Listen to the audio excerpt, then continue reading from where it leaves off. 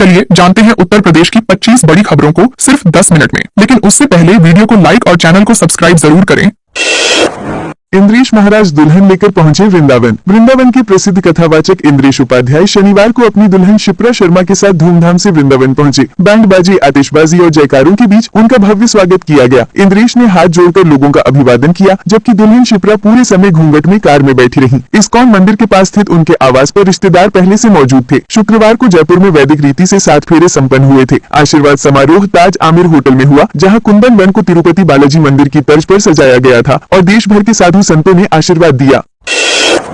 उत्तराखंड में ऑटोमेटिक पिस्टलों के साथ तस्कर गिरफ्तार। उत्तराखंड एसटीएफ ने उधम सिंह नगर पुलिस के साथ संयुक्त कार्रवाई में एक तस्कर को ऑटोमेटिक पिस्टलों के साथ गिरफ्तार किया। आरोपी मेरठ से अवैध हथियार लेकर रुद्रपुर सप्लाई करने जा रहा था। एसटीएफ अब यूपी से जुड़े इस तस्करी नेटवर्क की गहराई से जांच कर रही है, ताकि पूरे गिरोह को पकड़ा जा सके। पुलिस के अनुसार आरोपी का संबंध 2016 के पंजाब नाभा जेल ब्रेक कांड से भी रहा है, जिसके लिए वो पटियाला जेल में करीब 6.5 साल सजा काट चुका है। जांच एजेंसियां ये भी पता लगा रही है कि हथियार किसे सप्लाई किए जाने थे। मुजफ्फरनगर में लूट करने वाले सीसीटीवी में कैद। मुजफ्फरनगर के खतौली में एक प्रॉपर्टी डीलर के घर 55 लाख की लूट की वारदात ने सुरक्षा व्यवस्था पर सवाल खड़े कर दिए। घटना शुक्रवार देर रात कोतवाली से मात्र 150 मीटर दूर हुई। 3 हेलमेटधारी बदमाशों ने डोरबेल बजाकर घर में घुसते ही 4 सदस्यों को तमंचे के बल पर बंधक बना लिया और उन्हें कमरे में बंद कर दिया। बदमाश लगभग 50 लाख के सोने के जेवर और 5 लाख नकद लेकर फरार हो गए। परिवार वलीमा समारोह में शहर से बाहर था। पूरी वारदात सीसीटीवी में कैद हुई है, जिसके आधार पर पुलिस बदमाशों की पहचान कर रही है। 30 लाख रुपए के 160 खोए मोबाइल बरामद। बाराबंकी पुलिस ने विशेष अभियान चलाकर 160 गुम और चोरी हुए मोबाइल बरामद किए, जिनकी कुल कीमत करीब 30 लाख रुपए है। ये कार्रवाई पुलिस अधीक्षक अर्पित विजय वर्गीय के निर्देश पर सर्विलांस सेल और थाना पुलिस की संयुक्त टीमों ने की। टीमों ने CEIR पोर्टल की मदद से IMEI ट्रैकिंग, लोकेशन एनालिसिस और तकनीकी जांच करते हुए इन फोन का पता लगाया। एसपी ने सभी टीमों को सक्रियता बढ़ाने और हर शिकायत का समय पर निस्तारण सुनिश्चित करने के निर्देश दिए थे। पुलिस मोबाइल मालिकों को फोन वापस सौंपने की प्रक्रिया शुरू कर चुकी है।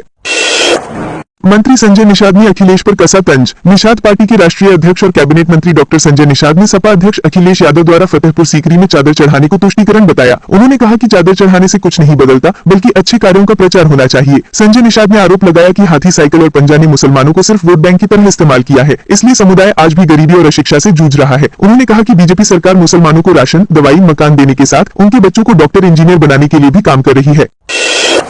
आगरा की 26 दवा फर्मों पर छापा, मिले नकली इंजेक्शन। लखनऊ में कोडीन सिरप तस्करी नेटवर्क के खुलासे के बाद आगरा में औषधि विभाग ने 7 जिलों की टीमों के साथ मिलकर 26 दवा फर्मों और गोदामों पर 2 दिन तक छापेमारी की। कई जगह संदिग्ध दवाएं मिली, जबकि कमला नगर स्थित LSA फार्माकार में नकली कैनाकॉर्ड 40 एंटी एलर्जिक इंजेक्शन मिलने से हड़कंप मच गया। फर्म से 108 इंजेक्शनों का बिल मिला, लेकिन मौके पर सिर्फ 4 ही मिले। संचालक ने बताया कि स्टॉक जय श्री राम फार्मा से खरीदा गया था। अब उस फर्म की भी जांच की जा रही है। विभाग ने सैंपल जांच के लिए भेजे हैं।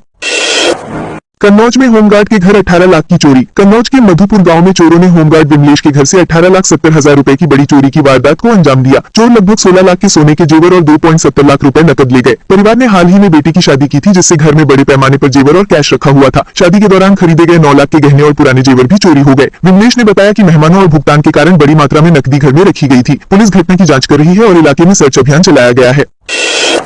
गोरखपुर विद्युत उपकेंद्र की क्षमता बढ़ाने का काम शुरू। गोरखपुर के पादरी बाजार विद्युत उपकेंद्र की क्षमता बढ़ाने के लिए 5 MVA का अतिरिक्त ट्रांसफार्मर लगाया जा रहा है। इससे करीब 15,000 उपभोक्ताओं को लो वोल्टेज और बार बार फॉल्ट की समस्या से राहत मिलने की उम्मीद है। अभी उपकेंद्र पर 10-10 MVA के 2 ट्रांसफार्मर चल रहे हैं, जो गर्मी में ओवरलोड हो जाते हैं। बिजनेस प्लान 2025-26 में मंजूरी मिलने के बाद शनिवार से फाउंडेशन और केबलिंग कार्य शुरू हो गया है। अधिक शासी अभियंता सुजीत गुप्ता ने बताया कि नया ट्रांसफार्मर जल्द ही स्थापित कर दिया जाएगा, जिससे आपूर्ति गुणवत्ता सुधरेगी।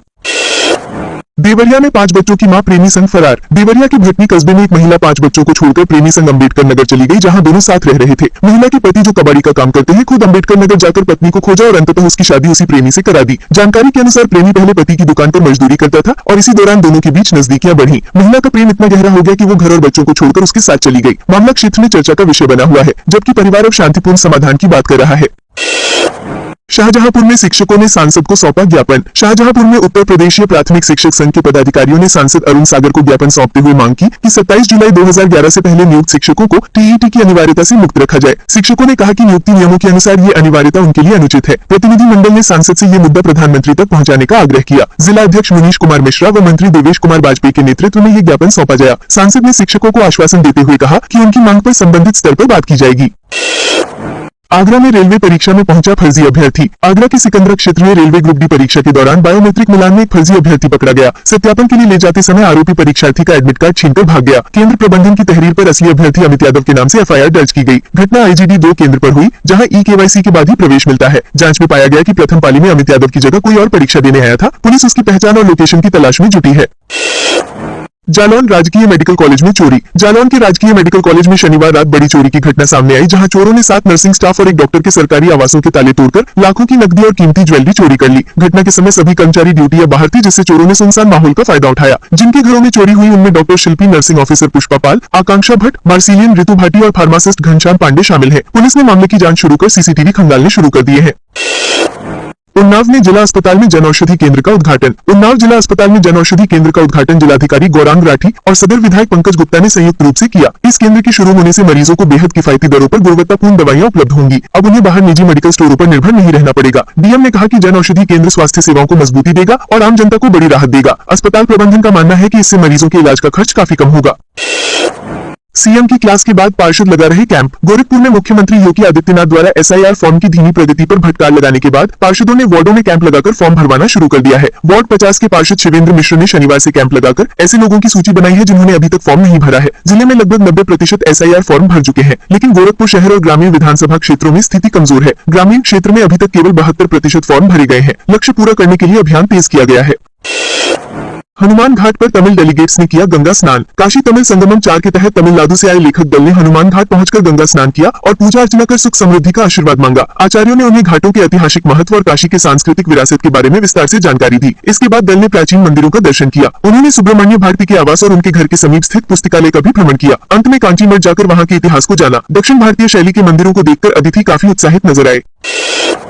आगरा में MG रोड पर मेट्रो बैरिकेडिंग से जाम। आगरा के MG रोड पर मेट्रो के निर्माण के लिए लगी बैरिकेडिंग के कारण रविवार सुबह भारी जाम लग गया। कुछ किलोमीटर की दूरी तय करने में लोगों को 1 घंटे से अधिक समय लग गया। धूप निकलते ही बाजारों में भीड़ बढ़ी, जिससे यातायात और बिगड़ गया। बढ़े वाहन दबाव के सामने यातायात पुलिस के इंतजाम नाकाफी साबित हुए। बैरिकेडिंग के कारण सड़क संकरी हो गई है, जिससे वाहनों की लंबी कतारें लग रही है। कई लोग धुएं और भीड़ के कारण परेशान दिखे। जाम हटाने में पुलिस को काफी मशक्कत करनी पड़ी। तेज रफ्तार कार डिवाइडर पार कर स्कॉर्पियो से टकराई, 2 की मौत। राष्ट्रीय मार्ग 9 के बाबूगढ़ क्षेत्र में देर रात तेज रफ्तार कार अनियंत्रित होकर डिवाइडर पार कर सामने से आ रही स्कॉर्पियो से भिड़ गई। हादसे में 2 लोगों की मौत हो गई, जबकि 3 गंभीर रूप से घायल हुए। सभी घायलों को स्थानीय लोगों की मदद से वाहन से निकालकर अस्पताल भेजा गया। मृतक मेरठ के परतापुर क्षेत्र के बताए जा रहे हैं। टक्कर इतनी भीषण थी कि दोनों वाहन बुरी तरह क्षतिग्रस्त हो गए और हाईवे पर यातायात कुछ समय प्रभावित रहा।